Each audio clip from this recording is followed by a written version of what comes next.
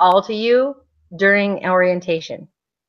And you come away from orientation just totally overwhelmed. I felt like I went and saw the tutor just to help me, just to teach me how to use elsevier. Oh, okay. So there is a nursing tutor? Yes. Okay. Yep. Okay, so click on detail.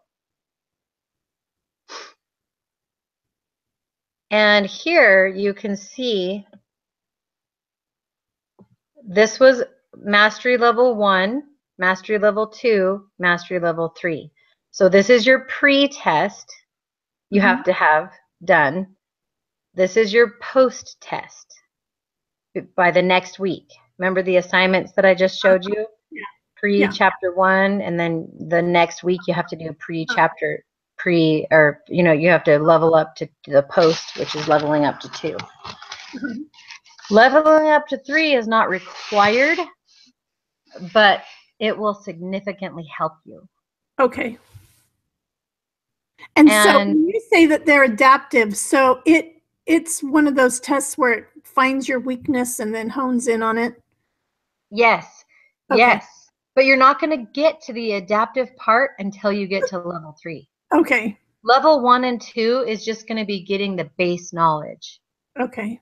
And that's why they recommend that you go to level 3, because that's where it's going to find your holes. All right.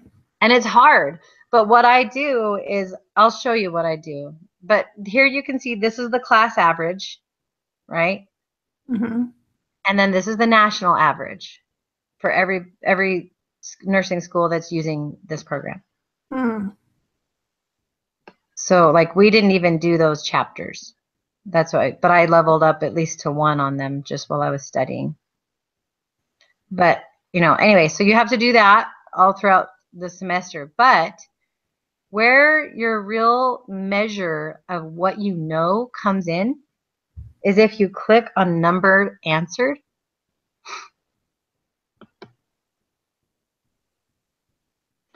Then you can see in this chapter, I did this many questions and this is my average. Okay. And you want your average to be above the national average. You want it to be at least 70% on most things. Okay. I mean, like here, use of substance assessment. See, we didn't even do that chapter. Okay. So those were just kind of like random ones that I threw in there just so that I could feel like I at least knew a little bit.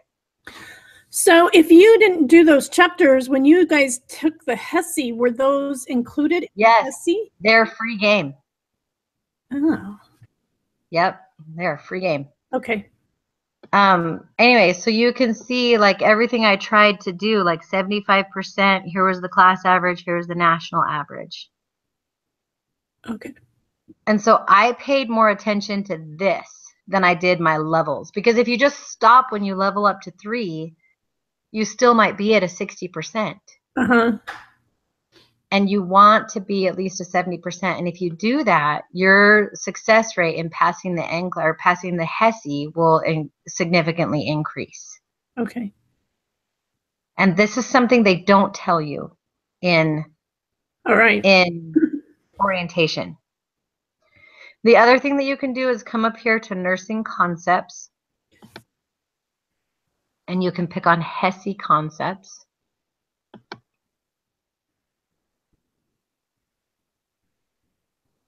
And these are going to look bad because I passed this HESI with no problem. So I didn't ever come back to this section, but I'll show you. But you can see still, I tried, here's 80%, 70%, 70%. So this now, it's not going to break it up in chapters. This is going to break it up in the concepts that the HESI covers. Okay. So like the chapters are really good to do. I think it's kind of a baseline, especially in preparatory for your class exams. But when you start really zoning in and prepping for the HESI, these are the concepts that you want to make sure you've got good numbers in. Okay. And so go back. So that was a drop-down menu from the top? Yes, right here. Okay, nursing concepts, HESI. And HESI concepts. Okay. And then sometimes people click over here and they'll do like nursing process. Mm-hmm. That's another really important one right here. Okay. And that just measures, you know, your nursing process. So your assessment, diagnosis, planning, implementation. And that just measures those 5 areas. Okay. And it's not creating new questions. These are going to pull from questions that are in your chapters. They're going to pull from questions that you've already done. But they're going to help you identify, oh, in that chapter, we were really learning about nursing diagnosis as well. You know, or we were really learning about acid and base balance as well. Okay. You know, so they're not like new questions. Does that make sense? Yeah. They're all questions from your chapters, but it's just going to help you hone in on those concepts. Okay. So let's say right now I'm planning, okay? I know that I have a 63% in planning. So I really want to increase this percent. So what I'm going to do is go over here to custom quiz. Tell me if I go too fast, No, okay? you're fine. I'm going to go to custom quiz. Now this is what's not on the grade book. It's still going to be kept track of in your statistics, Mm-hmm. but it's not in the teacher's grade book. So I'm going to go to nursing process. So you can go by chapter here. You can go by HESI concepts. I'm going to go down to nursing process because that's where I had the 63%. Mm-hmm. And I'm going to go to planning because that's where my 63% was, right? Right. Now let's say I wanted to do it by chapter. Then here are all the chapters in that book. Oh, okay. And the same thing if I go to HESI concept. Here are all those concepts that I showed you earlier with that percent that you want above 70. Okay. But I'm just going to show you. I'm going to go to nursing process. I'm going to go to planning. Just for the sake of teaching, they recommend that you actually do about 25 questions, 20 to 25, so that you can get used to sitting and taking quizzes. That's what you're going to do all semester. But just for the sake of teaching, I'm going to do the start quiz. Okay. With 5. So now it's building a custom quiz for me with 5 questions on planning. So it's going to ask me this question. I'm not even going to try to answer them or anything right now. It's select all that apply, right? So I'm just going to select some. I'm going to submit it. Oh, wow. Lucky me. These are the golden things. These will mean more to you than your reading will. I took more notes off of this by hand. Now, my Google Docs are all from my book. Answers. They're rationales. They're called rationales. Okay.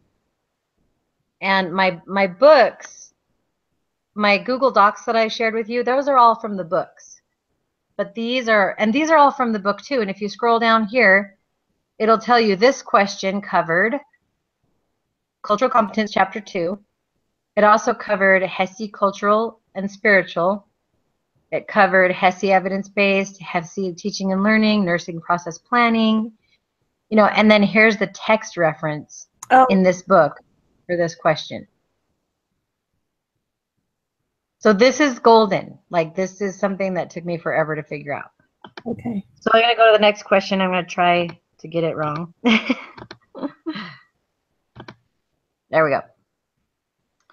So here I got it wrong. So the box is red. Okay. And it comes up again with a rationale. And again, here's all the concepts and chapter that it covers. And here's the page reference. So what I learned was, instead of trying, like, look over the chapter, look over like the bolded words, kind of get an idea of how the chapter flows, but just dive in to these EAQs and just start reading the chapter based off of your EAQs. Okay. It will save you so much more time, and your focus will be more driven than you just trying to read and memorize, like, and waste time. Get a layout, get your key terms, you know, under control, and then just dive in with EAQs and Okay. just spend more time on EAQs. Okay. And this is the adaptive learning. So this is what's keeping record now, that this is where my percentage was on these concepts. And so it's going to start feeding me more questions from these concepts because it knows I need more help in them. Okay. Does that make sense? Yeah. Yeah. Anyway, so you go through. Like yesterday, when you did your HESI, was it your HESI that you were doing yesterday? Yeah. Did you do that testing center? Yes. Okay. Yep. And most of your custom quizzes honestly are going to look like this when you get into the higher level. Because you're going to feel like you're not learning anything because it's always feeding you new stuff. But it can't do that until you have a good number of questions in the bank. Yeah. And so as soon as you can level up to 1 or 2 and then get up to 3, that's when your real learning starts to take place. Because then it has data that it can go, oh, okay, well, these are her gaps. And so let's help her with her gaps. But it's not going to do that right off the bat. Okay. Okay, so I finished this quiz. I go here, and then here it shows me, you know, this is how many questions I had, my correct, my incorrect. And then it will, you know, give me that information. So, and if you want, you can go back and review all of your corrected ones and all of your incorrect ones for study. Okay. So that's study mode. Exam mode, you don't see the rationale until the very, very end. So I did study mode when I was really trying to get to know things, but then as the test got closer, as the HESI got closer, I started moving to exam mode. And where do you where do you choose exam mode? On custom quiz. Oh, okay. Right here. Oh. So. All right. I hope I can do this. I know you can. I'm just trying to give you a leg up. I appreciate it. I really do. There are just some days when I have like my meltdowns and think, what am I doing? No, you're good. And I don't want to overwhelm you and I don't want to scare you, but I don't want you to feel more lost than I did. Like I want you to feel more on top of things. No, I think it's good. I'm happy to do this. I wish I had access to all that stuff now. Yeah. Oh yeah, I totally understand. I don't know why they don't let you get your books early and do it. Yeah. And they should seriously have like a elsevier tutorial for you to do over the break or something. So here's your pharmacology. Exactly the same thing. Okay. It has the, see, I haven't been on there for, 200 days. And you're never going back. No, I'm not. But it's exactly the same thing. So to get back to home, you just go to My Evolve. And then it takes you back to this My Evolve page right here. All right. So you'll have the same thing. Now this is different. And I don't remember how to do this. But I will try, or ask around, or ask a teacher, or ask the tutor, or somebody. And I need to learn how to do it again because I'm going to have to do it with my new books. But you like somehow you go into like My Evolve or something, and then you click on I don't know, I don't remember what you do. I'm going to have to figure it out. But somehow you have the option of purchasing additional resources. They are zero. They cost nothing. Oh. But you have to go to purchase for some reason. I don't know. Maybe it's in catalog. I think it is in catalog. Yes. You go to catalog, you type in the book's name that you want the additional resources for, and then you proceed And then you keep, it'll prompt you through the rest. Okay. But you have to do this for all your books, and this was really, really helpful too. So in the book, like in both of the books, there are questions, and they don't have the answers in the back. You have to get these student resources for the answers. And so like for chapter 1, I answer key for review questions. So that's where all the answers were. And if you go through these before an exam, sometimes some of them they take right from the book. Okay. And here there's additional ones, and it's like that for the other books as well. Okay. And so those are all paid for and everything with your. Yeah. Yep. But for some reason you have to purchase it, and it's $0, but that's how you get the download for it. Okay. And then once you do that, it shows up right here. Oh, and then okay. Here's your red book. You said you ordered, right? I think so. I think that's the one that I have. I'm sure that's it. And then here's your additional resources again. So the way that you use the red book and the Saunders book are identical. You can read the Saunders book. It will have stuff in there for you. This next semester for you, there's no reading in the red book. But what people do with this book is they get on here and they click in student practice questions. Are you still following me? Uh-huh. I'm just trying not to talk because every time I talk, I lose your screen. Oh, okay. So here's what it opens up to. And you can go to begin study mode.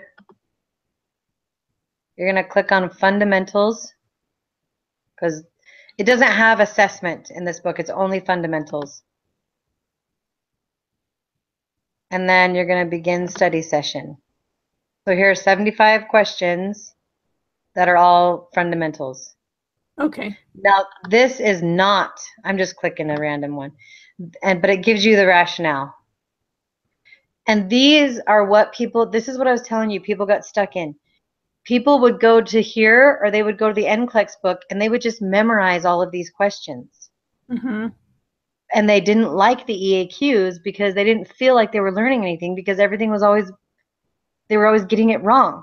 Uh-huh. Because they weren't using it for study and reading. You know, they just wanted to take the quiz and have it done. Yeah. And so people that just did this, they did okay, but some of them didn't. But you will do better if you let the adaptive learning do its thing. Okay. And then come here for like strategy practice. You know? That's okay. Perfect. So one of the places that I found very, very helpful, I'm going to go back to Evolve. Okay. And I wish I would have found this a little earlier.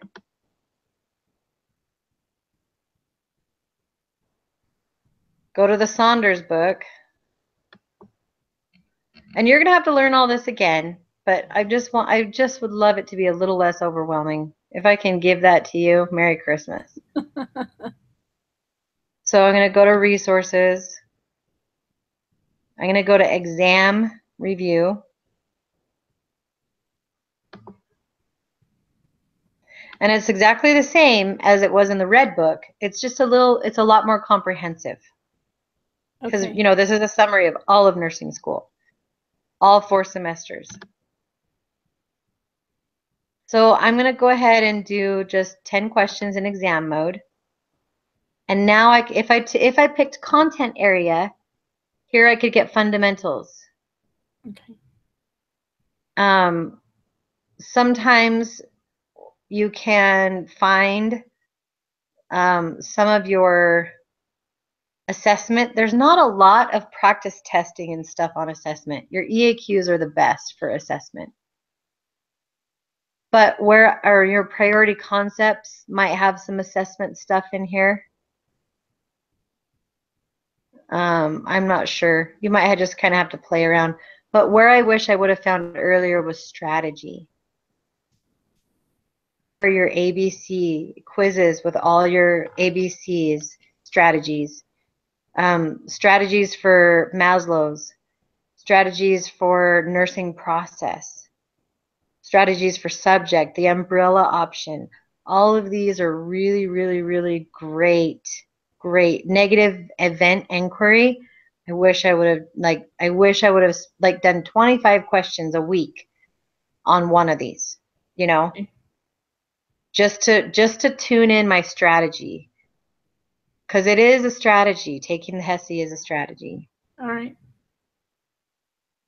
So let's say I just do the ABCs, then I'm going to begin my session, and then I'll go through and answer all my questions.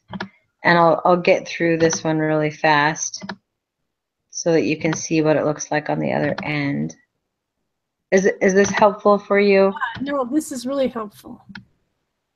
I feel like there's just a huge learning curve because it's different than what we've ever done before.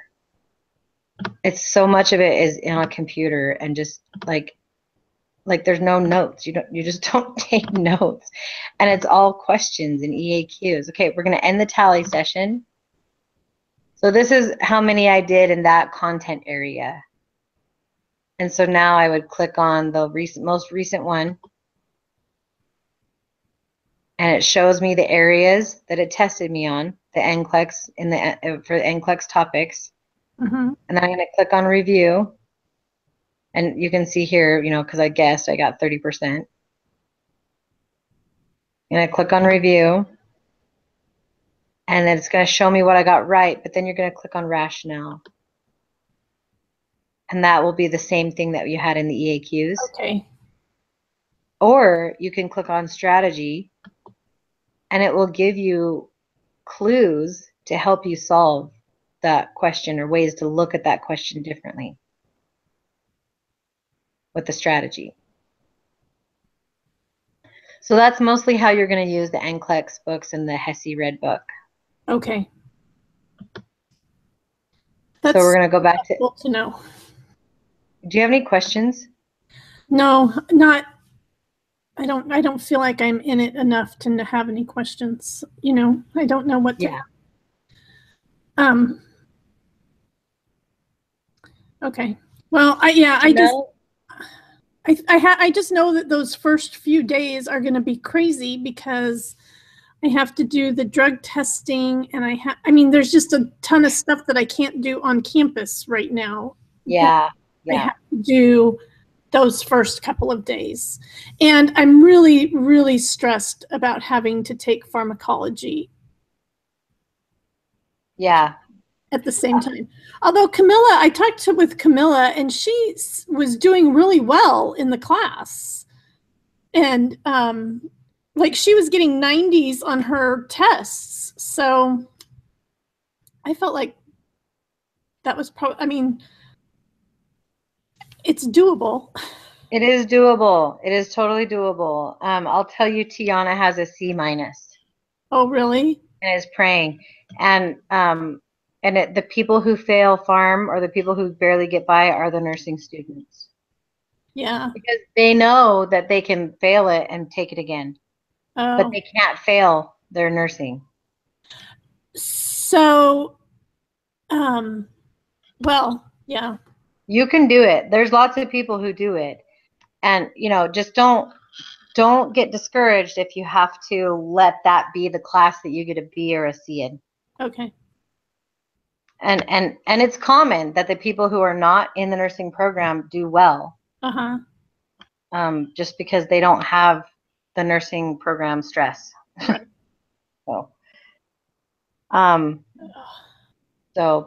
But you'll get through and see a tutor on farm if they have a tutor, and get a study buddy. Yeah. Find a study buddy and make them your best friend. Cook for them, like whatever it takes, so that they are yours. Yeah. Um, Yeah. there's this sweet little girl, I don't know her name. She is like this tiny little thing, and she's young. She's this yoga instructor on campus, and she's in your cohort, and she's dreamy. I would attack her. Oh my gosh, she's like a little mini magic Tinkerbell. And Oh, I think I wonder. So Jonah's girlfriend, she said that one of her really good friends just got into this cohort that I'm in, and she said she's super tiny and she's from Alaska. And anyway, I can't remember what her name was. this one, I can't remember her name either, but she's a yoga instructor on campus. Mm-hmm. And I'll look back in my messages because I have, let me see. I was actually thinking of trying to take a yoga class. I'm like, I'm gonna have to do something to get rid of stress and clear my head. Her name is Sophie. Sophie. Find Sophie. Okay. You know, I am definitely taking another exercise class. Yeah. It was so, and I studied better on the days that I exercised.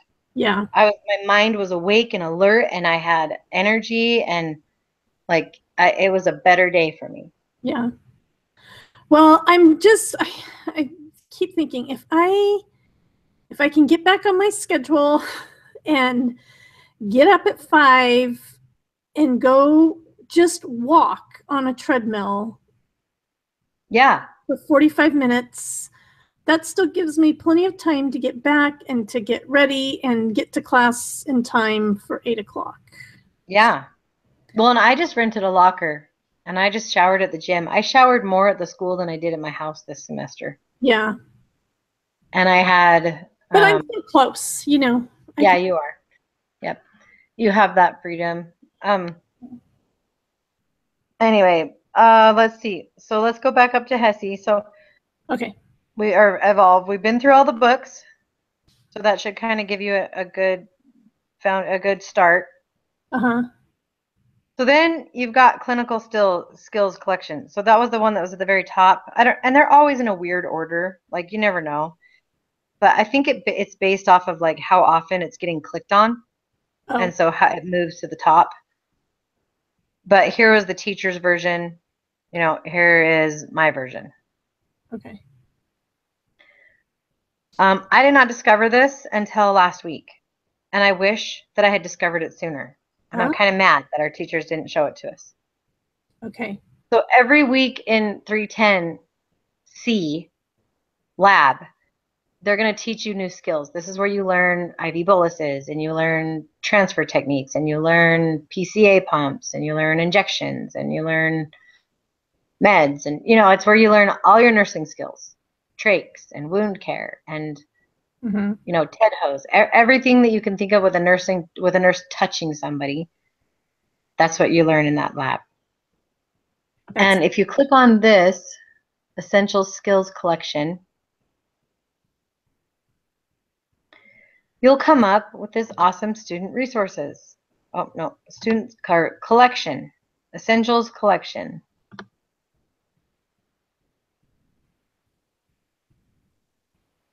So here are all of the skills that we learned this semester. All of them. The awesome thing is that, like, changing intravenous dressings, right? Click on it.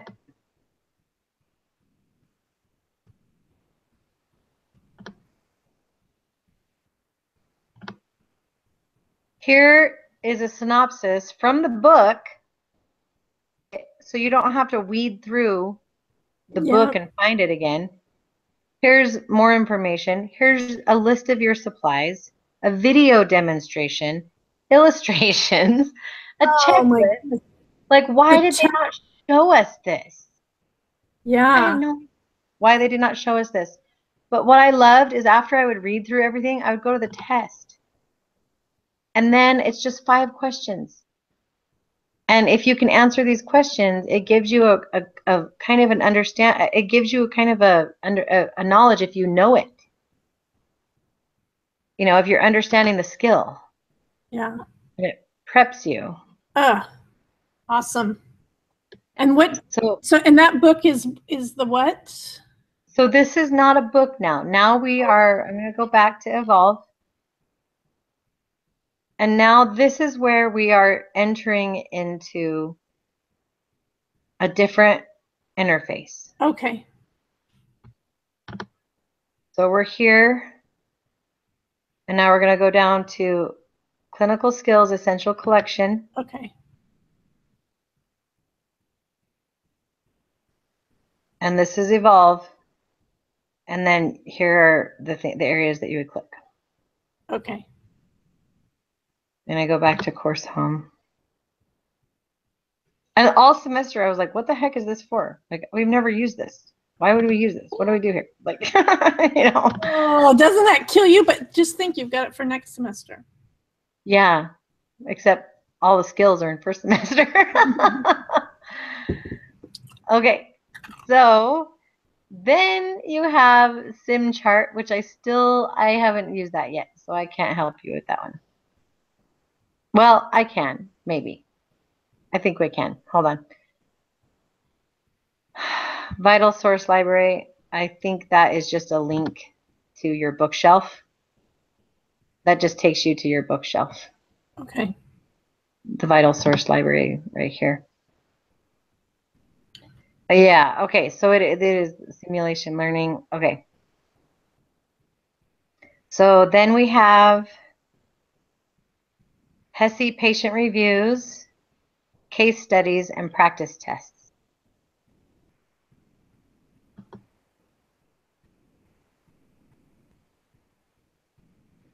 So here are your classes, 310C, 320. And here's your patient reviews and case studies. So first I'm going to go to 320. You're going to have, here are just practice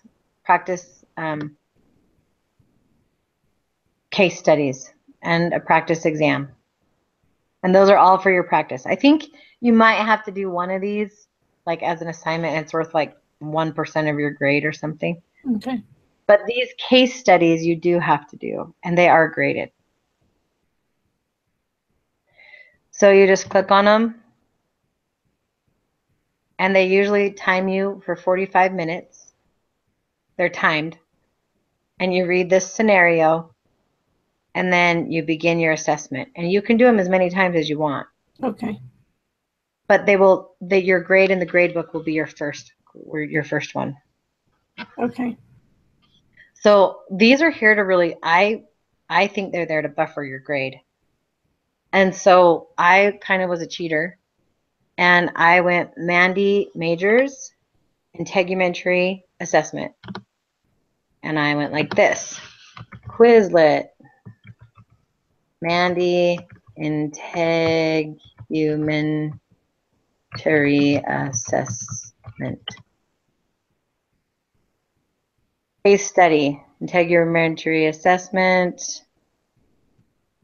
Where's Mandy? Was that her name? Yeah, but you put Minnie, not Mandy.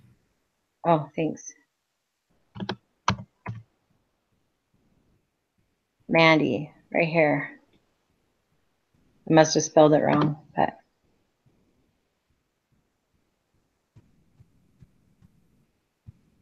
So because this is a national program, people all over the nation are building Quizlets. And you can find these for all of your chapters.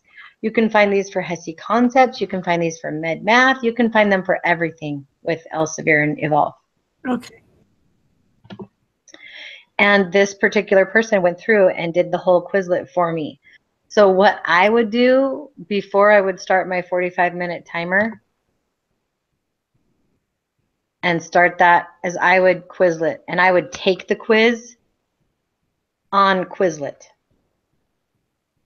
And then I would check my answers and then move on to the next one, so that when I came in here and started it, I could assure a higher grade.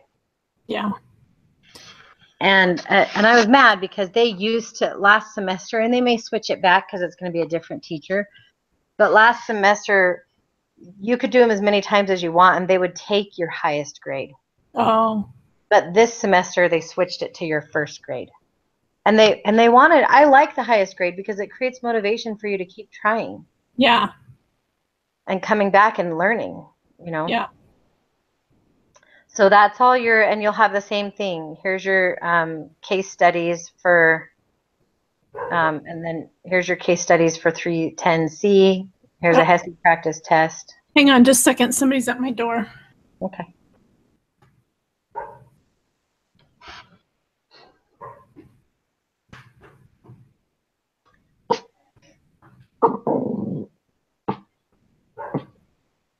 Hi, how are you? Wearing my favorite sweatshirt. That was my favorite sweatshirt too.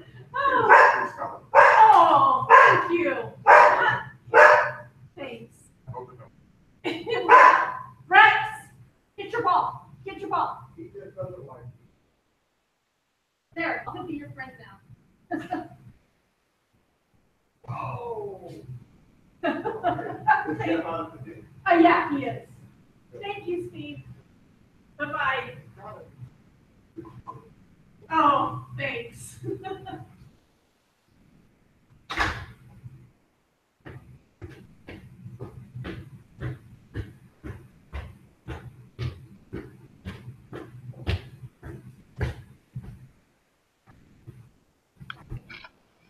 Okay, sorry.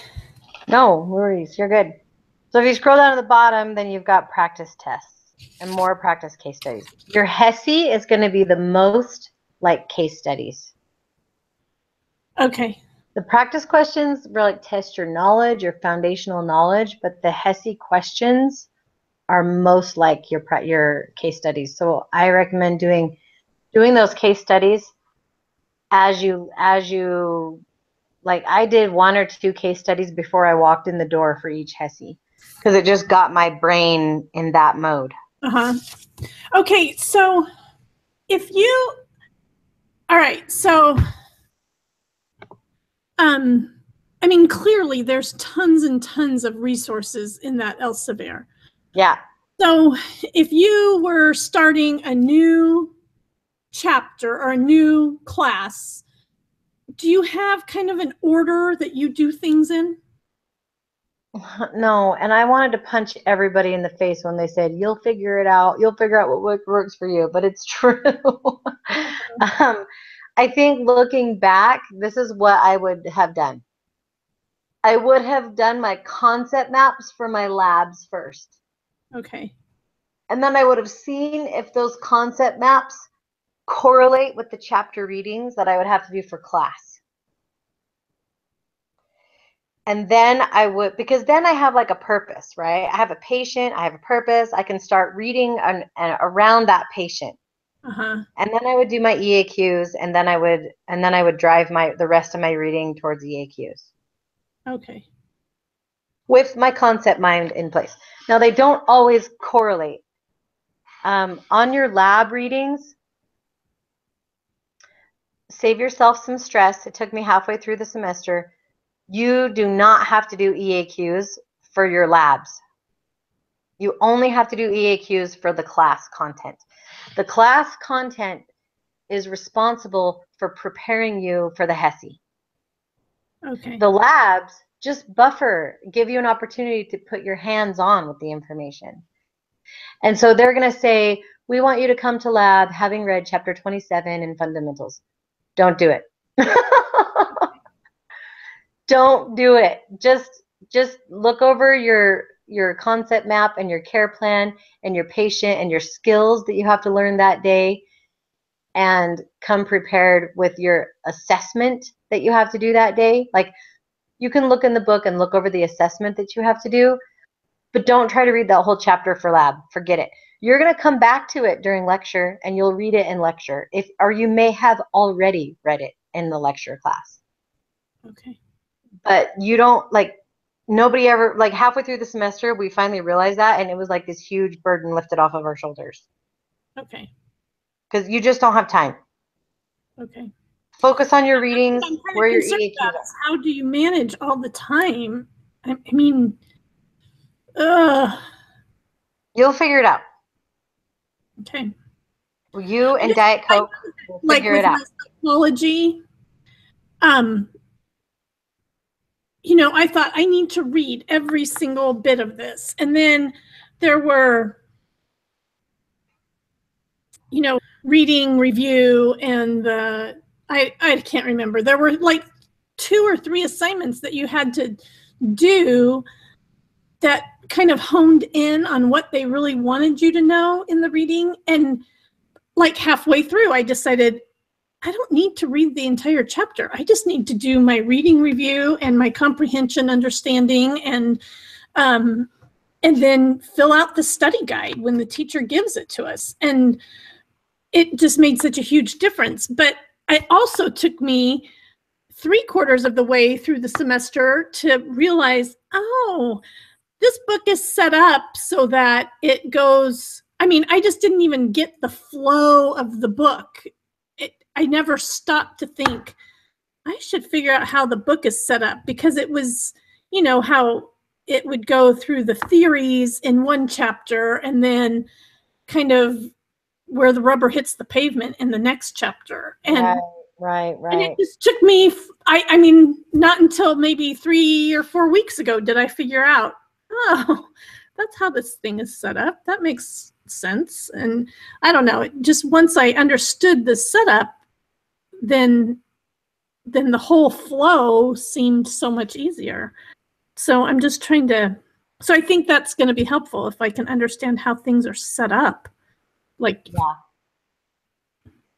Well, hopefully this is helping you. Yeah. Your assessment book, your assessment, physical assessment book, has a really great layout. Like the first 3 or 4 pages are all like your anatomy and physiology review. And then after that, it's subjective data. And then after that, it's objective data. And then after that, it's how to conduct the assessment. Okay. Like it's laid out wonderfully. It's so easy. The fundamentals book is a little bit more challenging. It's set up and it just depends on the chapter, you know. Okay. Okay, so this is where I don't want you to get overwhelmed. Are you ready? Mm-hmm. Okay, and it's not overwhelming, but you go to simulations for learning. And we're going to go to, let's just go to 310C. So we're going to go to simulation 1 or 2. And here are the skills drills that you have to learn for simulation 1.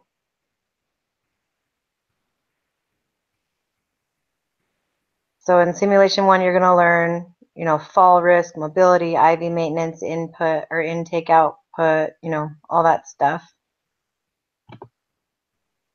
Here are some pre-simulation resources. You can do these if you want. It will give you, like, here is your scenario, and here's recommended readings.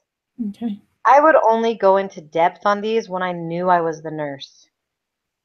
If I wasn't the nurse, I didn't put my time into it. Okay. And then this is just a quiz based off of the reading. Okay. Post is just a reflection. You don't do anything in post. But here's the performance checklist. So when you're the nurse, everybody's going to have a job to sit and observe you. One person is going to be observing your abilities overall as a nurse. Your communication, your skills, your interventions, your ability to listen and follow, you know, the client's lead, you know, all just in general is going to be with this checklist. And they are going to check to see if you do everything on this checklist. Okay. And they only give you this checklist for half the semester and then they pull it away because they expect you to have, because all this is in the book. And so like for this checklist for every single one of them. Yeah. You walk in, you perform hand hygiene, you don gloves where bodily fluid is going to be touched. You introduce yourself, you verify 2 identifiers. So you're going through this checklist. Here was the perform safety check, vital signs, assess IV, recognize abnormal findings. So this person must have come in you're doing a focused neurological assessment. So this particular scenario, this person came in for something neurologically. Then they want you to check all that stuff, and all the way down to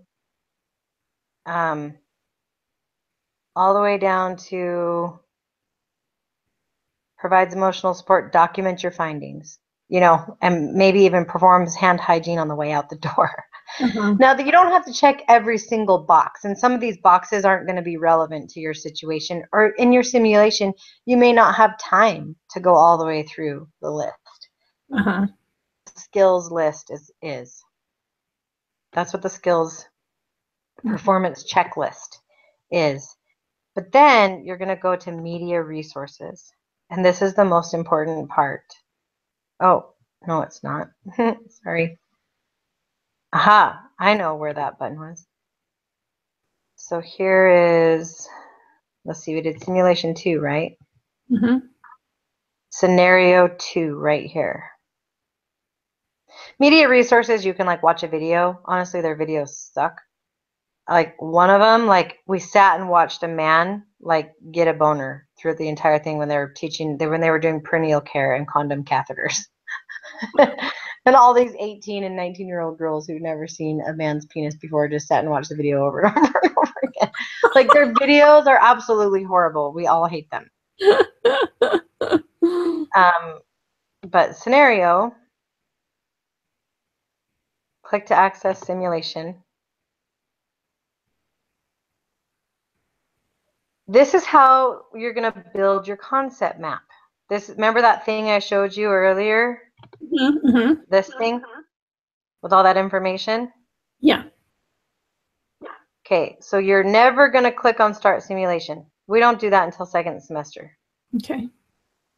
Only when the teachers tell you to. Oh, did I just click on it? Oops. Oh, dang it. I didn't want to do that. Because once you accidentally do it, you can't go back to pre-sim. So now I have to go pick another scenario.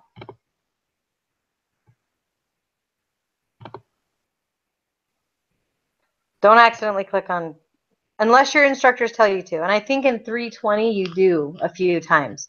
Okay. But in 310 you never do. Always click on pre-sim. Okay, so this is where this is what you use to build your concept map. And this is how they're trying to get us acclimated to nurse documenting and finding information. Okay. So here's all that basic stuff. This guy's name is Kyle Miller. His weight, his size, his status. You can click on these arrows, full code, no known allergies, diet, regular, general, BMI, all that. You're on the med floor. Sometimes you'll be in the ER. Sometimes you'll be in just an outpatient clinic. So always look over here to see where you're at. Okay. Here's his diagnosis, cellulitis. He only has one diagnosis. So then all of these open up to more. And this is where you start gathering your information and filling in your concept map. Okay. Provider charts, provider orders.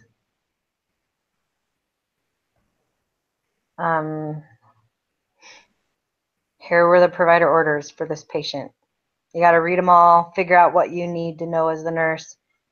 History, consultation, patient charting. You don't really do anything in patient charting because that's where we're going to learn next semester, in the second semester. But there is some stuff that's important, like here's IVs. The client, this will show if there's an IV line or if they have a drain or a tube or an ostomy or injection sites, something like that. Special charting sometimes is important if they've done a Glasgow's coma or a fall assessment. They'll be more charting there. Vitals is important. This is like your normal vitals plus your blood glucose, weight and stuff. Okay. Order entry. Here's pharmacy is important. Labs. But order results is really important, and we use that a lot this semester. So this patient has nothing available, but let's say this patient was here, see, it does. So here's a CBC, here's a metabolic panel, here's a erythrocyte sedimentation rate. So here are all of your lab values. And what they call it Where's Waldo. And they want you to go through this whole thing and learn everything about this patient, and you know the diagnosis, right? Mm-hmm. But you as a nurse, they want you to make the connections. They want you to go, wow, he has, like, in his blood values, like his white blood cells, they're not completely out of line, but they're pretty high, you know? Mm-hmm. And everything's just kind of on the edge of high for this guy. So what connections can I make? That's the Where's Waldo. You know, you have to find, sometimes it's in their lab reports. Sometimes it's in a medication that they're taking or they're not taking. Sometimes it's in their BMI. Sometimes it's, in their lifestyle. But you always try to have to find the correlation between something that's causing their illness or making their illness worse. Okay. And then the MAR is a huge thing that you'll learn, and that's the medical administration record. Mm-hmm. And in the MAR, we'll have all their medicines. Yeah. And then in the MAR, too, here, this is what we use instead of that medical book. Because remember back here I told you about the, on bookshelf? Yeah. This nurse's guide. Mm-hmm. So instead of the nurse's guide, we just click on this little dot, and it takes us to the same thing initially. So here you would pick, this guy's getting, let's say he's just getting a injection for powder that we're going to have to put in saline or something. So we would click on that, and then we would get all the same information that you would. And that was in that book, but it's just readily available right there. And they'll have you click on this button before you administer meds and use the scanner. Your patient ID, scan your medication, and then date and initial, and the patient's response. And then once you do that, it'll show up like this, and with your initials that you administered the medication. Okay. So the MAR, teaching care plan, all of these open up. Forms drawer, that's where you're going to have like your DNR or your living will, incident report. Over here it will be blood, if they consent form for blood transfusion. And then reports. Oh, we never use reports. But sometimes up here, where was it? Oh, patient charting. It was in patient charting. A lot of this stuff you won't use. Okay. Just because it progresses as we go on. But we'll do systems assessment under patient charting.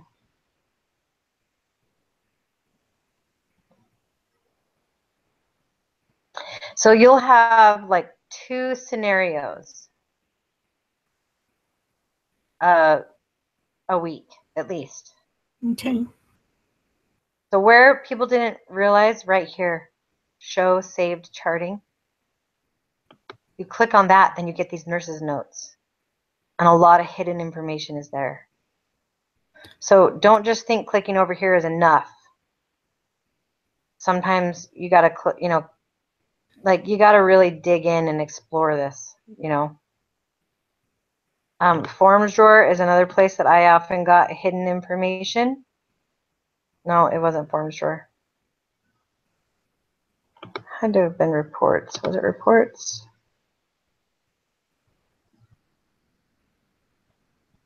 No, let me, I want to find it. Patient data. Home health update medication. Sensitive authority signatures.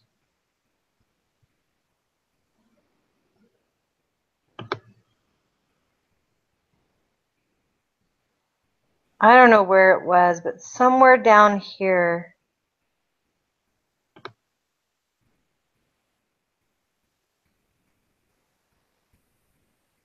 No, I'd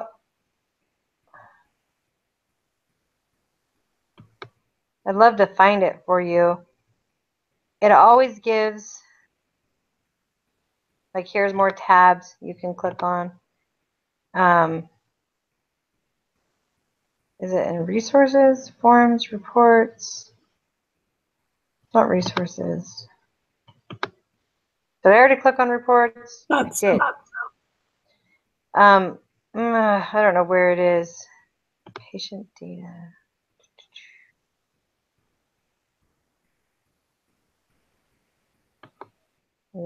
Anyway, it's down there at the bottom somewhere. I'm probably.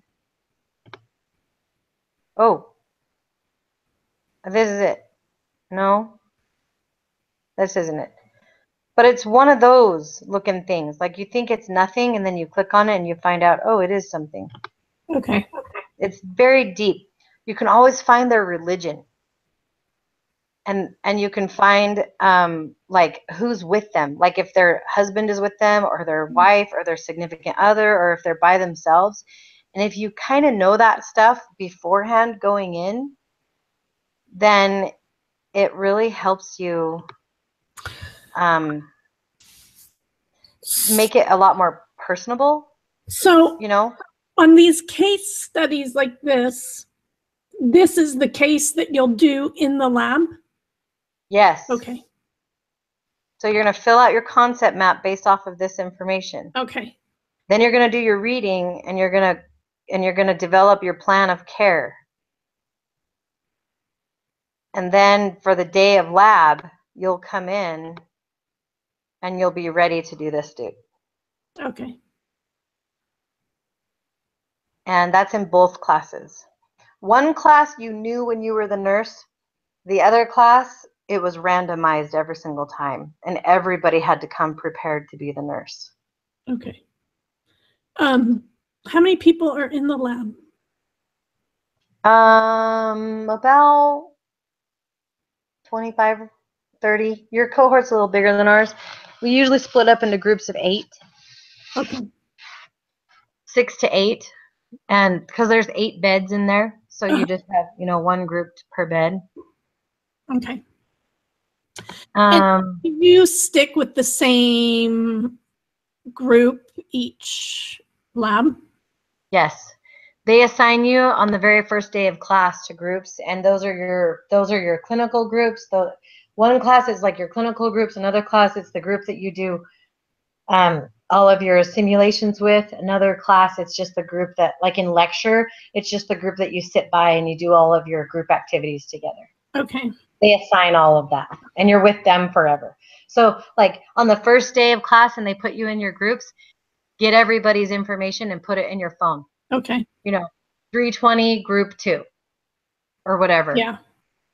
And get everybody's names and phone numbers and stuff, because you guys will all like be checking in, or like as you're preparing your concept maps and you're like, hey, I'm the nurse tomorrow and I've gone over this case. Is there anybody else who wants to go? There's always going to be 2 nurses. So there's always somebody in your group that you can go, hey, do you want to go over this with me?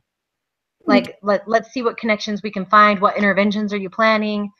What did you learn? Let's compare concept maps, that kind of stuff. And then in another class, in one of those other labs, somebody in that group has to be the patient.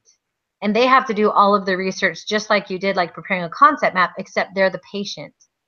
And so they have to be prepared to answer questions and to ask and to act like they're that person. And so they're also really good to talk to, because, you can get ideas from them and their research too. Okay. So that's basically everything that's on there. this sim chart is just a straight shot to where we just were. Okay. And then here later,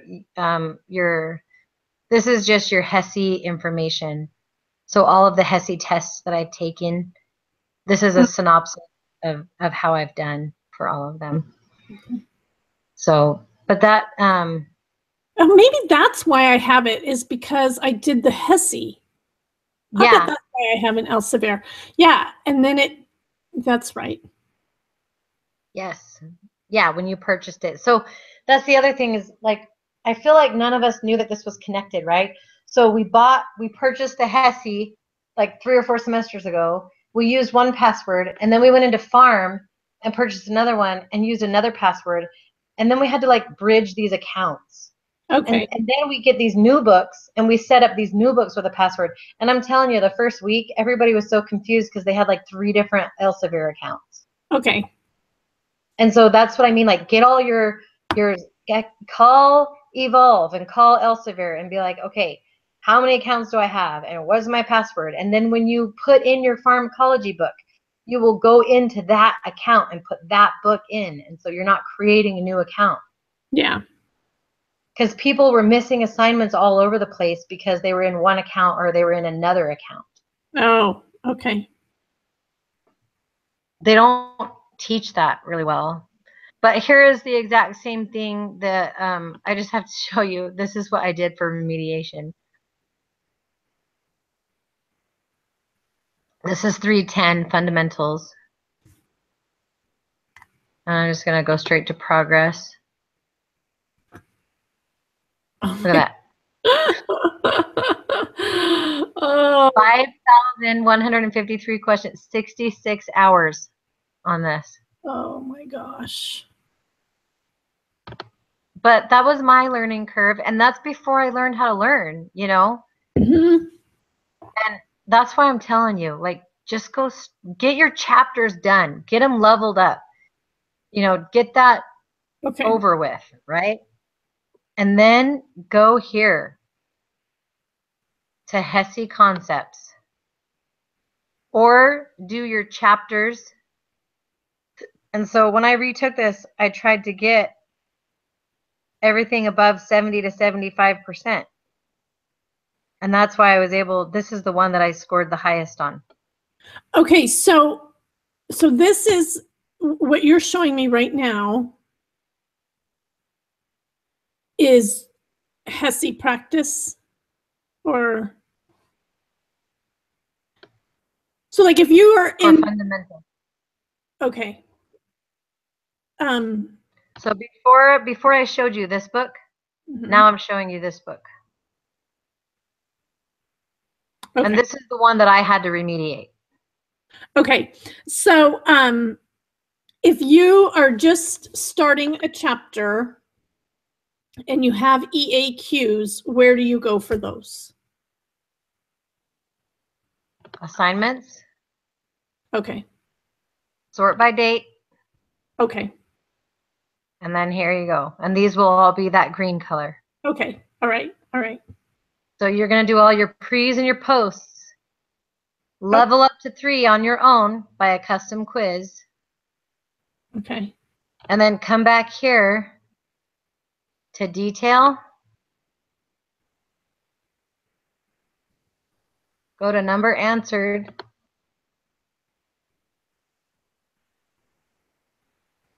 And work on getting that chapter above a 70. Okay. And then you're done. And this is the same for farm, right? It's set up the same way. It's set up the same with EAQs, but unfortunately, the teacher is really fighting Elsevier, Brother Baker, and he does not use the book. He just uses he just has you do EAQs, and they're worthless because his curriculum doesn't line up. Okay. Still? Yes, he didn't change a thing. He didn't? Mm-mm. How did he get away with that? I don't know. I don't know. There's a huge problem there. They need to fix that. But so get in, go through all your chapters, try to get it as close to 70% as you can, right? For me, on some of these chapters, I would always try to do at least 50 questions. Mm-hmm. Because I felt like if you only answered 10, that wasn't going to give you a good guess on what your percent was, you know? Yeah. And then for your HESI study, come back to HESI concepts. Okay. And do the same thing for HESI concepts. Getting here, clinical decision making, I had answered so many flippin' questions. It was going to take me forever to get that to 75%. So I just bagged it. But I was still above the national average and the class average. That's nice that they give you a class average. Yeah. Yeah. And so, you know, pick 2 or 3 concepts during your HESI study time and just work on those concepts. And study those. You don't have to do all of them. A lot of them overlap. You know, if you pick some of these, the other thing is look here and see like this, wellness and illness. This is how many we answered as a class. Not very many, right? Mm-hmm. So don't put your effort there. Go down here. See, 5,000 questions. That means that this is a heavily question thing on the HESI. Okay. So, because see how much that's a whole 100,000 more than all the other ones.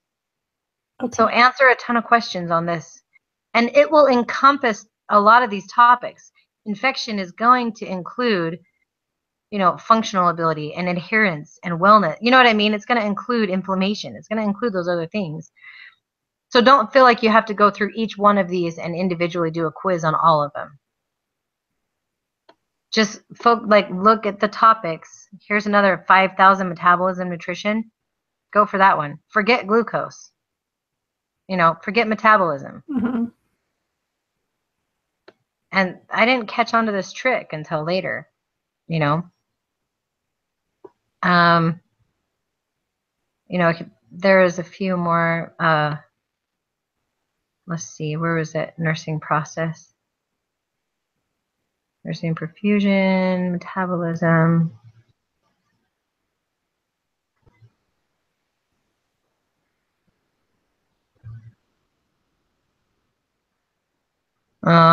Communication, that was a huge one. Okay. Pain, that's another huge one. Collaboration and care, huge one. So did you have did you organize your time to Can I take you off the screen? Yeah. Do you have any questions about this at all before we close it out? No, I mean it's at least looking familiar as you go back and forth. So I'm hoping that when I can get on there, it's not going to be like a foreign language to me. Yeah, well, and you're gonna have, how do I stop screen share? I think back over to that. Okay, so you're gonna take it all, they're gonna take you all through the orientation over again. Mm-hmm. And then go to your professor's offices and say, teach me to do this. And write down Elsevier's number, and you will call them regularly, Okay. you know, at least for the first week or 2. Okay. And then again, like I went to the tutor and she really helped me, you know, figure out what I needed and how to do it. So you'll be supported. I just felt like if I gave you an intro, it might feel like it's familiar. Yeah. You know, it might feel good. So what I did was I got my planner, and every week, the first thing that I did was like lined up week 1, week 2, week 3, week 4, week 5. And then on weeks I'm trying to get to a big week. Ahead of time, you know, I would write in my exams, like when were my exams. Mhm. I knew that week 8, 9, and 10 were going to be bad weeks. And Mhm. so I circled those weeks so that I knew that that was a week that those were the weeks that we were going to be feeling the most stress. So I knew in my personal life not to plan, like to keep those weeks open. And then I would put like, here's our head to toe day and here's our HESI 320 day. So I tried to get everything on the calendar for the whole semester so that I didn't feel like nothing was a surprise. Right. And then um, this is my schedule. Oh, okay. You know, then I would open up to the hourly thing, you know, and write right here for each class, I would write down my assignments that I had to do. And I was in class all day Monday, right? Mhm. And then I would schedule how I was going to use my time every single day. Mhm. And then I got more fancy and I started color coding things. So like 320 was pink and 310 was purple, I think. And then my labs were orange and green. Okay. And so then I could just kind of look to the week and keep track of what colors were the most colorful. You know, but yeah, I mean, that's basically how I survived every week. Was I just wrote everything down on Monday and then I scheduled it out for the whole week. Mhm. So I knew how to build up. Okay. But like this was the week that we had our med math. So like I scheduled 2 hours every day to do med math, Okay. you know. So I don't know if that helps you. Yeah. But that's how I was able to keep track of things. So I had it at a glance and then I had it hour by hour. Okay. And I'm doing the same again this semester. So How did but Yvonne say that this semester was for her? how what? How was this semester for Yvonne? Oh, good. She said it was so much better than first semester. First semester is famous for a reputation of being just kind of crappy. Like everybody says it gets so much better. It gets so much better, you know, and that keeps you that you hold on to that through the first semester. Yeah. And Yvonne says it's awesome. Like she loves it. You know, I mean, you haven't seen the simulation suites upstairs, but I'm going to see if I can show you a picture. They took us up there this last week to orient us to the new facility. Oh. And I don't know if you can see that. No. You need to say something. So that's a TV on the wall.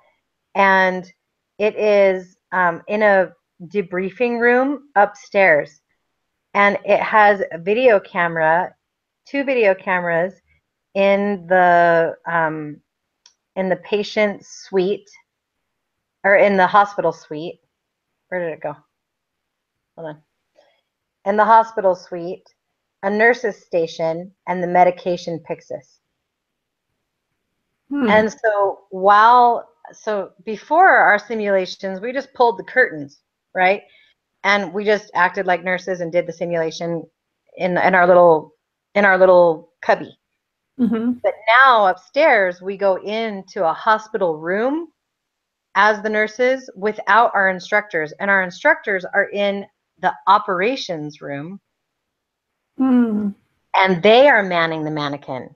They're controlling all the vitals. They're controlling everything that the mannequin does. Or if it's an actor, they have a microphone with the actor and they're telling the actor what to do. Oh. And And then all the rest of us that aren't the nurses are in the debriefing room watching everything on the screen. Oh, that gives me anxiety. It's really cool. I can't wait. And then they record it. And then afterwards, everybody comes in together and you watch the recording and then you debrief it. You go over it. It's awesome. It's such a great way to learn because you would rather make all those mistakes on a mannequin than you would at clinicals in real life. Mm-hmm. You know, and it is anxiety having people watch you. And this is my biggest thing is I feel like they should have introduced this concept to us in 105. Yeah. Because it's sad that the first time we're feeling overwhelmed already, people are watching us and we have to perform as nurses and we don't even know what the heck we're doing. Like they should have at least had us practice giving Skittles to each other in a simulation environment. You know what I mean? Like just the feeling of having 5 people watch you and then everybody sits down and debriefs and critiques. Mm-hmm. There's a ton of anxiety for me around that. Yeah. Anyway, and so, but for you, it's just going to be in those curtain things and the instructor's going to be there with you. Uh-huh. But then once you move upstairs, you're on your own for skills. You're on your own for meds. You're on your own for when you call the physicians. You're on your own for everything. And everybody's watching and it's being recorded. But Yvonne, semester, right? What? That's not first semester. That's second. No, that's next semester. And Yvonne said that it's awesome because it just feels more real. Like you just feel like a nurse. You feel, as long as you're prepared and you've done your prep and your concept maps and you've studied your patient and you've studied your skills and your assessments and your interventions, then she said it's awesome. She loves it. And then you get more clinical time. We get to be in the hospitals. This semester, you're just going to be in like a rehab or a assisted living. But next semester, we actually get to go into med surge, you know, and we get to be on the med surge floor and we get to go into the psychiatric hospital. Mm. And she just said it's all more real and it all makes more sense. And you understand elsevier, you understand EAQs, you understand the simulation learning, you understand how to navigate your way through all their online stuff. And so all of that learning curve is gone and you can really jump in and start learning a lot faster. Oh. So the first semester is just a big learning curve. Yeah. But I'm doing my best. What? I said, I just don't know if my brain can take it. It can. I know it can. You saw Yvonne's video. Yes. You guys are like the same age bracket. You guys are doing awesome. No, I'm older than her. I just about died. There's 100 students 40 and older, and I'm like, oh my gosh, how many are 50 and older? No. You're gonna do so awesome though. You have so much life experiences. Like, oh my gosh. But I just want to give you as many tools as I can to say what I wish somebody would have done for me, like what Yvonne should have done for me and didn't. And so, like, I've cut, like, here is my books. I've got them all ready for you. So this is the physical assessment book. And I cut it all up. And it's in order of how you are going to learn it that semester. And then I color coded it. So, like, you're so amazingly. Blue is your first test, and the pink is your second test, and the blue is your third test. And so, like, it's for you. And the highlights are in there, so all the stuff that you need to know. I mean, there's probably more stuff that you would need to highlight. But oh, you're an angel. And then I'm going to give you the YouTube station, and then I'm also going to give you, did I tell you about the YouTube station? Mm-mm.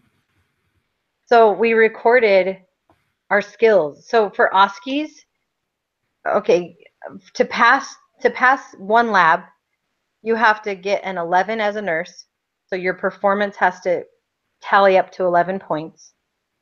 The first time I got like 5, the next time I got 9, and then the last time I got 11. And then you have to pass your head to toe.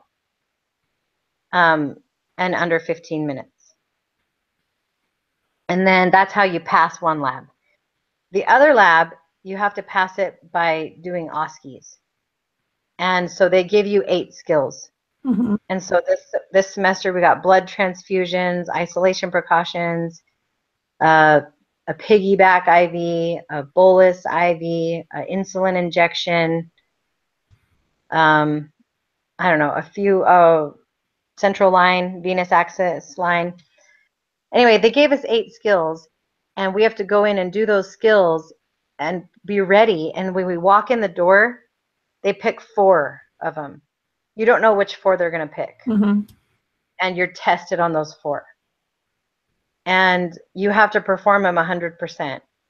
They do give you an option to remediate. So today is remediation for those people who failed OSCEs. Mm-hmm. But I passed all my OSCEs. And so what I did with Vance and a few others is we recorded each other doing the skills and created a YouTube station. Okay. So that when you don't have access to the lab, you can watch the videos. But I highly recommend you record yourself, because then you will be able to see what you do right and what you do wrong, and you can visualize your body in the space better. But anyway, I'll share the YouTube station with you. Okay. And I've shared all of the I have one more study guide that I have to share with you. Okay. And then I'll be here for you. I'll be here for you. You are so amazing. My study is the most important. I'm not gonna lie. My study is the most important. I'm not gonna lie. Oh yeah, absolutely. But you can call me anytime, or you can meet me in the library anytime. You can cry on my shoulder. Did you spend time in the library? What? Did you spend a ton of time in the library? Oh, this semester I got lucky. My sister is a professor. Oh, that's right. And I got her office. She did offer me her office Mondays and Fridays. Uh-huh. Because she's not there, but I don't know how I'm going to get into it or anything. Like I need to get a key made, and the key says do not duplicate. I always wonder about that when you have a key that says do not duplicate. How do they know that you're not the person who said do not duplicate? I don't know, but I really want to duplicate her key. I would just go duplicate it and say, I'm the one who said that. Yeah, that's a good idea. So anyway, she's offered me her office but I actually signed up to be a lab rat. I was hardly in the library at all this semester. Vance was in the library a ton, but he needs that social thing. Like he needs to, part of the way he studies is to take social study breaks, Mm-hmm. He came back, he passed both, he had to remediate both of his HESIs, and he passed both of them. That's awesome. I'm so glad. I know, me too. He's a fighter, man. I'm so proud of him. What? He is scrappy. Oh my gosh. He was like, Lee, this is going to be a miracle. A freaking miracle. I was like, he did it. He did it. But he's a stud. But anyway, he spent a lot of time in the library. I spent a lot of time in the Clark. But I volunteered to be a lab assistant in the skills lab, where you were going to spend most of your time. Uh-huh. And what I found is that the volunteers would just study in the lab. And after lab hours, they would close the doors and hide and study in the lab. Oh, okay. And that's kind of what I'm shooting for. So I just see you, huh? You just live in the Clark. Yeah. You do. Just live in the Clark. You'll go up there for farm, and that's all. You'll go up to the Benson for farm. But and that's on. Ben said that he liked to study in the Heart, overlooking the football field. He said there was hardly anybody there, and when he really wanted to get focused, he would go hide and study there. But I tried reserving rooms and stuff, and I just couldn't keep on top of it. Mm-hmm. And it was like more walking than I needed to do. It was more running around to different places. Yeah. And I didn't want to spend my time walking all around campus, so I just hunkered down at the Clark. And you just found a place there. Usually it's in the hallway or in the lab or in my sister's office. I think the third floor is a little bit quieter. And sometimes you can find an empty classroom to study in the Clark. But otherwise, yeah, I would hop over to the library, or I don't know. I just hate the library. I hate studying in the library. Unless you can have a room, unless you can have a private room. A lot of people who did farm this year, they went over and they did reserve rooms and they studied in the engineering and technology building. Yeah. Because your big study days are Tuesdays and Thursdays. Yeah. Your clinicals are class on Monday, Wednesday, Friday. Mm-hmm. And so they would reserve rooms up in the engineering building and then just go from the Benson and stay and study in the engineering building all day. Yeah. So that might work for you. On your Wednesdays and Fridays, what times were you in clinicals? So Mondays you're in class all day. Yeah. So I have class until I think like 2:30 or so on Monday. Yeah. Yep. And then Tuesdays there's no class, but that's when your farm will be. Mm-hmm. And then Wednesdays for the at 8 o'clock in the morning was my lab. You'll be assigned group A or group B. I was group A, so I was at 8. And it's 8 to 12:30. Okay. And then group B is 1 to 5:30. Okay. Or 5 or something like that. Uh-huh. And so it just depends on, and you find that out the first day of orientation. Okay. And then depending on what group you're in, so I was group A, right? So I had, then on Fridays for the first like 3 or 4 weeks of the semester, you will also have lab that day, same time as Wednesday. You'll have what? So you'll have lab on Wednesday and Friday. Oh, okay. At the same time, depending on what group you're in, for the first 4 weeks. Okay. And then after the first 4 weeks, you start going to clinical. And so for me, my clinical was Friday mornings. I had to report at the rehab unit at 6 a.m., so I had to be there at 5:45. Okay. So I was up by 4:30. I was up by 4:45. 5 o'clock was really pushing it because I live 20 minutes from the facility. Yeah. And I carpooled. And so you have to make, all those arrangements. And so I was always out the door by 5:15. And then I was there by 5:45 and ready to, they want you there 15 minutes early because they want you to do your debriefing, have your opening prayer. The instructor wants to talk to you. And then you are on the floor ready to work at 6. Okay. And that just depends on what facility you get assigned to. What their hours are. And like people in Rexburg, I mean, they woke up at like 5:30 and 15 minutes later showed up to work, showed up to their clinicals. So then you do clinicals all day Friday. And I was done, I went from 6 o'clock until 3 o'clock. Or 2 o'clock, 3 o'clock for clinicals. Okay. So, does that help? Yeah. I'm just trying to figure out, balancing things here. And, last semester or spring semester, I was able to leave, Thursday morning and come home for the weekend because I didn't have anything on Friday. But I just am trying to figure out how to let Jeff know that that's not going to be an option for me to come home. I mean, you might have 1 or 2 weekends that you can do that.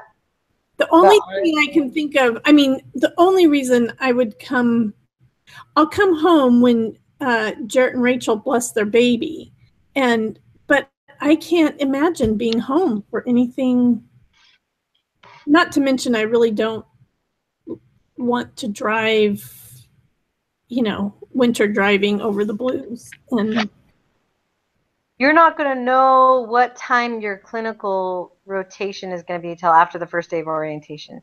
But it will be on I'll have something on Fridays, right? Well, you'll have, for the first 4 weeks, you'll have clinicals.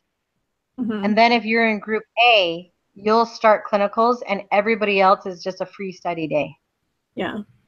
And then if you're in group B, so I was done with clinicals by November 1st. But then Vance was in group B. So Vance just barely got done with clinicals last week. So if you're in group A, you won't have your Fridays until midway through the semester. Yeah. But so then you can travel. Then you can't miss a clinical. Right. You have so many hours logged in. So when is your baby due? Oh, he's due in 2 weeks. Oh, when are they going to bless him? I don't know. Rachel's like, I don't know. What do you think I should just do it like the first Sunday in January? I'm like, no, you shouldn't take that baby outside and have him around people until February at least. And she's So I would, as soon as you know your clinical rotation, then call her. Yeah. And ask her to schedule that around when you have a Friday that you don't have to do clinicals or lab. Yeah. When you have that magical open Friday. Okay. That's when you will travel.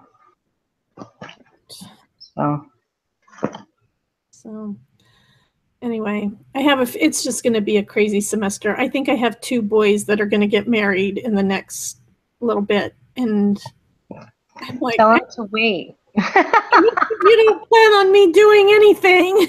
It's boys and not girls. So tell them they have to wait until at least spring break. Yeah. Or August would be really great. If they gotta wait till August. I don't want them to wait that long. I'd rather them just get married. So well, hopefully their wives will be really good at planning weddings. Yeah. Well, one of them I don't worry about at all. The other one, she's from New Jersey, and her family aren't members of the church, and so I can see that might be a problem. But she's a pretty sharp girl. In fact, I think she's been in a bunch of your classes. Oh. She's a public health major. Do you have a picture of her? Let me see. I don't know if I can find one. Let's see. Her name is Anissa. I don't know. I just found out like Tiana and I had like 3 classes together and before I ever even acknowledged her in patho. So Yeah. I'm Let me go to her page and see if I can find a cute picture of her. I am so excited, and it's gonna be awesome, Jeannie. You're gonna want to die at the same time. Can you see that? Turn it a little bit more away from you. I don't know. Maybe. I know she was in your micro class. Was she? Yeah. I sat in the front. See, when you sit in the front, you don't know who's behind you. I know. Yeah. And if Leslie I'm sure that I would recognize her though, because we all did presentations. So yeah. She looks beautiful. Yeah, she seems like a sharp girl. She just seems like a sharp girl. Really low, very low maintenance. And I mean, we just met her, I guess the week after Thanksgiving. Jack brought her home, and so we'll see. We'll see. And then I think Jonah is the one that's going to get married. So that leaves Justine and James, and Justine's like, I feel like a total loser. My baby brother is getting married and I'm not even dating anybody. I'm like, that's right, Justine, because it's all about you. Anyway, so. Well, your family will adapt to your availability. Yeah, I know. And I just am trying to hold it together. There are days when I just think, this is stupid. This is insane. It's not. It's awesome. And I all of my insecurities come, up to here, and I think I can't do it. But I'm in for a penny, in for penny, in for pound. So I feel like I'm too committed to not do it now. So It's awesome. Like, I sent you the picture of Sister Hawkins that threw the tomato on the yeah, first day. Like, that's how you feel. But her promise was true, and she said, at the end of the semester, you're going to be put back together, and you're going to be amazed at the person that you've become. yeah. And they'll tell you that in the orientation. It's not about what you're learning; it's about who you're becoming. Okay. And they're right. And I've never cried so much, ever. I've cried more this semester than I have ever. But it's good. It's good. Like, it's been good. Good. And like, this semester I lost 10 pounds. I took the 5 minutes off my mile and a half. That's so amazing. And then I scored the highest. I mean, I didn't get the highest grade in the class, but I scored the highest on the HESI. And then I was in the top 10 in the other one. And like, it has been like a real journey of self-discovery. It's like a mission. I feel like this is my mission. Guys go on missions and they come home, they're like different people. Yeah. This is so. Well, I mean, I guess part of me, I feel like this has to be a calling to go into nursing. It has to be a calling.